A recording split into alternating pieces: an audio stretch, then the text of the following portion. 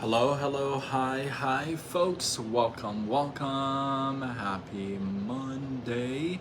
In hopes that you squeezed more out of your day than the day squeezed out of you. Welcome. Good to see you. Um, Got an interesting one for you today. How do you win a debate? How do you be more persuasive in an argument, if you would? That's actually a really good question because, so many people want to try to win an argument and to influence the other person. But I'm not here to tell you how to win an argument so that you go and fight everybody off. Hey PK, what's going on? How are you? Welcome. Greta, how are you? Welcome. Good to see you. So I'm not giving you this for you to use this as a weapon and go out there and argue with everybody, but it is a valid point to be able to get your point across and to win. So how do you win an argument, or how do you, I don't even like to call it winning an argument because truthfully, with me, when you're in an argument, like when you're arguing, personally, I feel like there's no competition. Like nobody's there to win or lose. You know what I mean? Team money, welcome, right? So I don't really like to use that per se, but nonetheless, you are going to get into debates and conversations and heated and arguments. So one way to get your point across and be more influential, if you would, is this. I'll give you this study. There was a professional debater. His name is Harish. I don't actually know his first name, but his name is Harish, and he's done over 2,000 debates. So in one debate, they challenge him with an 8-year-old. So they sit an 8-year-old in front of him, and they give him a subject to debate. And the subject is preschool subsidies. What should we do with the government's money? Should we give it to the schools, or should we not give it to the schools? Well, the 8-year-old argument is that we absolutely should give it to the schools, and Harish argues the opposite and says, no, we shouldn't give it to the schools, and there's a lot of other ways that we can do good for both schools and society. There is a twist to this whole story, and the twist is that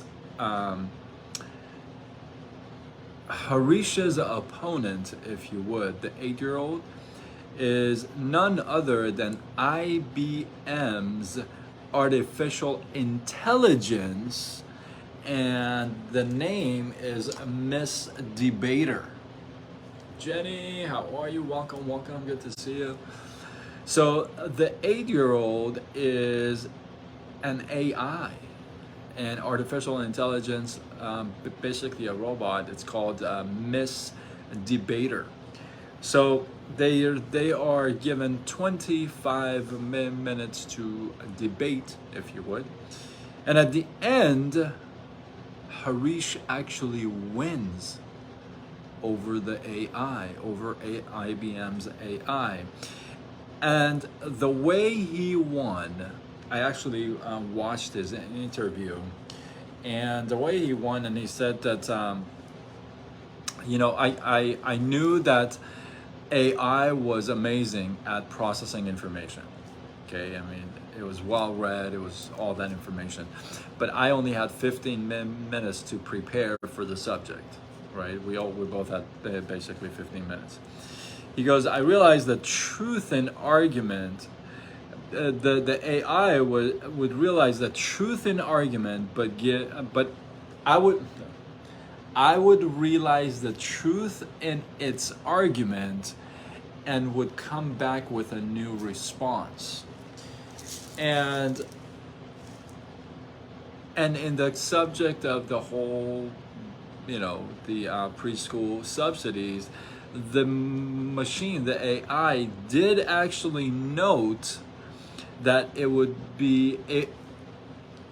feel terrible for people who are poor, who are actually poor. They would feel really bad, but it never felt genuine to the audience, because obviously it wasn't genuine. It was a machine based, right?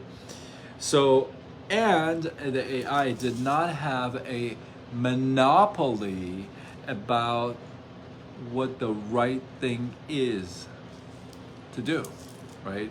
So the way Harish beat the AI is by tapping into emotions.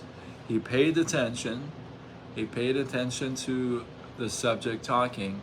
He took that information, processed it, and then came back with a new response based on what he had heard. So it wasn't like just throwing a bunch of facts out there, but every piece of conversation was based on the conversation prior to it, right? Which means paying attention, listening. Not only that, that's only one part, but at the same time involving your emotions inside of that response, if you would, so that it's felt. It's not AI generated. Does that make sense? I was supposed to not say that. See, I'm catching myself. So, to win an argument, or to win a debate, or to be more influential, or to get the message across, what do you gotta do? You gotta pay attention, right? Listen, that would help. And then tie in your response with emotions to what you just heard. The worst thing somebody can do, and I don't know if I'm the only one who's had this happen to it. You ask a question, and then you get a response where it has nothing to do with the question. You know what I mean? You're like, what time is it? You just say, what time is it? And they're like, I live in Michigan. It's like, what? That makes like no sense, right? Because there's no connection, relatability between your response and their question. There is no, yeah, cheeseburger. Yeah, what time is it? Cheeseburger. What? Right? There's no relatability between your response and their question, and there's no emotion involved, because it just doesn't even make any sense. It's not even relatable, right? So one way to get your point across is what?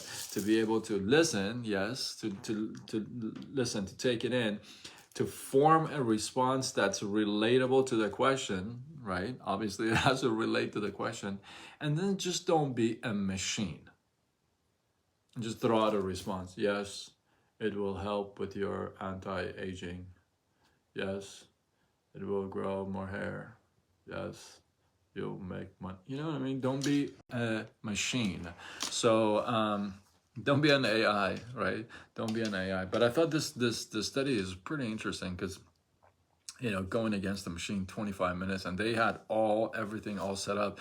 The machine was well read. They had fed it tons of articles and tons of books and stuff. So the machine knew what it was doing, and I didn't get to see the whole debate, the actual debate, but I'm going to actually Google that. It may be fun to watch, but yeah. So hopefully, that's why I leave voice messages. Yes, voice messages are more personable. Yes. That's funny. Sounds like you met my son. That's funny, Jenny. So I hope you guys got some love, some inspiration, some value from this live. I appreciate you guys. Drop your thoughts, your comments, your feedback below. Let this feed grow. And if you feel like this was worthy of sharing, do what you gotta do. Spread the love. Tag a couple people to it. And I am Sean Azimi with Side Gig Sean, signing off until tomorrow when we do it all over again. Much love.